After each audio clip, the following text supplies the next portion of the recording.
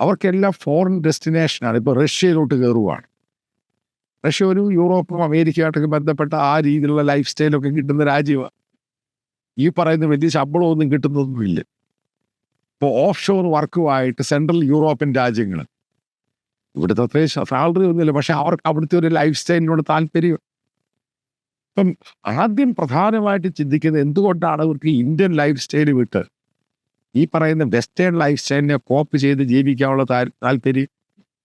അതിലോട്ടാണ് India പോകുന്നത്. നമ്മൾ 1000 വർഷം 5000 വർഷം സംസ്കാരമൊക്കെ പറയുന്ന ചില കുരങ്ങന്മാരും മനസ്സിലാക്കണം, ഇന്നത്തെ ജനറേഷനൊന്നും 5000 വർഷം സംഭവങ്ങൾ. അപ്പം ഇന്നത്തെ എങ്ങനെയാണ് ജീവിക്കുന്നത് അതാണ് അവർ മാറ്റർ ചെയ്യുന്നത്. സംസ്കൃതിയും അതും ഇതും പുല്ലും ഒന്നും നിങ്ങൾ ഈ പറഞ്ഞ ആൾക്കാർക്ക് വേണ്ട. ആളുകൾക്ക് വേണ്ടത് അവൻ്റെ ഒരു മോഡേണിറ്റി ആയിട്ടുള്ളൊരു കൾച്ചർ, ആ ഒരു ലൈഫ് സ്റ്റൈല്. ഇപ്പം അമേരിക്കയിൽ നിന്ന് വിട്ടു കാനഡയിൽ പോകാൻ പറ്റത്തില്ല, UK പോകാൻ പറ്റത്തില്ല, അതേപോലെ തന്നെ ഓസ്ട്രേലിയ റെസ്ട്രിക്ഷൻ വന്നു കഴിഞ്ഞപ്പോൾ നേരെ തിരിച്ചവർ ജർമ്മനി പോകുന്നു. കുറച്ച് കഴിയുമ്പോൾ ജർമ്മനി റെസ്ട്രിക്ഷൻ ആവും, ഫ്രാൻസിൽ റെസ്ട്രിക്ഷൻ ആവും. കുറച്ച് വളരെയധികം ആൾക്കാർ റഷ്യയിലോട്ട് പോകുന്നു.